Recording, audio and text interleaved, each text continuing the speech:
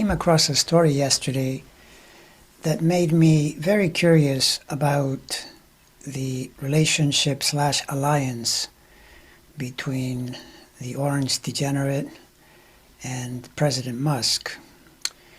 And when considering how relationships function in astrology, you look at the two charts, how they interact with each other. This is called synastry, so this would be where you put one person's planets on the other person's wheel and vice versa. You look at those patterns, and you can also blend the two, and this forms what is known as a composite chart, which appears to be a total abstraction.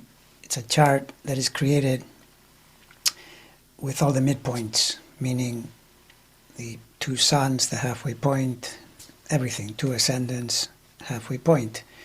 And yet I can tell you from experience that the composite chart vibrates really strongly, meaning when transits to that chart happen, the relationship experiences pressures, changes, ups, downs, etc. You can see from looking at their synastry and their composite, you can see why they are literally friends. In fact, in the composite chart, the sun energy is in the house of friendship, the 11th, and it's trine the moon, and the moon is in Libra, which is a relating sign. So it's clear that they can work together and be friends. And of course, you see other things in these charts, and this is what happens with just about all meaningful relationships. I would say all, 100%.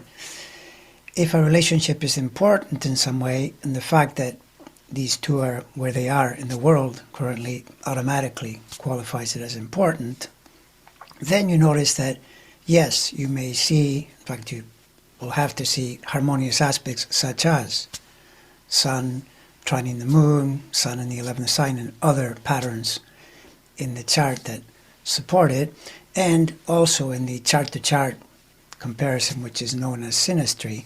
However, you will also see challenging aspects, because if everything is harmonious, easy, it's unlikely that people form an important relationship, because there's no dynamism. There's no impulse to do something, to grow, to move in some direction. This also applies in romantic relationships, marriages, business partnerships.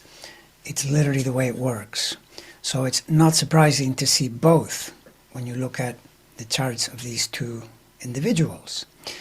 And then when you look at the transits to these charts and all the combinations of what is happening, you can see potential for trouble.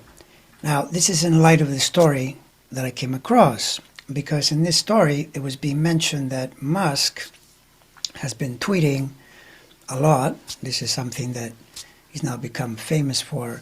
It seems as though he bought Twitter not intending to make money. If he intends to make money, he definitely isn't doing that. He literally broke it so that he could use it as a megaphone. So he's doing whatever he's doing, he's attempting to do in the government systems while he's tweeting a lot. I've heard numbers like 200 tweets a day. And he's created tweets that really praise Donald Trump. And one of them, he's literally saying he loves him as much as a man can love another man. I mean, goofy statements like this. But he's also tweeting things that are quite unusual, quite confronting. For example, the question of the Epstein files. If you recall, Trump in 2024 was asked about declassifying various files. He was quick to answer yes to JFK files and something else, but then when the Epstein files came up, he hesitated, of course, because he's probably in there, and he said something like, yes, well, yes, but it would have to be checked, and a lot of that is fake, of course. This is what he does when he knows he's probably compromised. And here you have Musk tweeting with graphics and displaying where Trump is implicated in the Epstein files. There's nothing good about this in terms of Trump finding out that this is happening and that it's being made public, because it would be deeply embarrassing. And it almost feels like a power play, as though Musk is reminding him that he has something on him.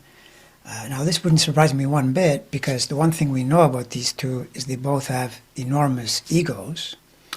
And so this is where relationships can eventually fall apart. Put two big egos together, perhaps eventually they will not agree. And here's where you see that when the transits are happening individually and together, the pressures increase. Right now, as you saw in the recent video for Musk, it's February.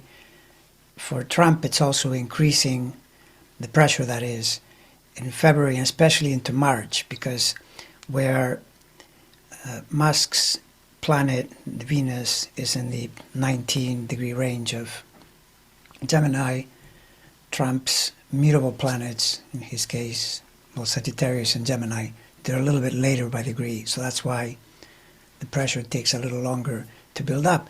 But then when you coalesce their two charts and you make the composite chart, you see that there are definitely pressures throughout 2024, especially in the latter part of the year, but also enough between now and then to potentially cause problems.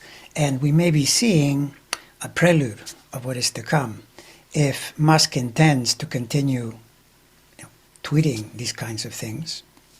And so, bottom line, we'll have to see what happens, but I think this is a fascinating study in chart-to-chart comparison, and what I'll be doing in tomorrow's class is a fairly deep dive into all the angles that are present between the charts and when they're going to be activated over the next several months and into next year. The one pattern that you see clearly is a reinforcement of something that I said in prior videos, which is that with Musk and with Trump, what you see is that 2025 is up and down, but by the time you get to the end of the year and into early 26, the pressure really ratchets up, which I would have to say has to be reasonably good news from the perspective of the resistance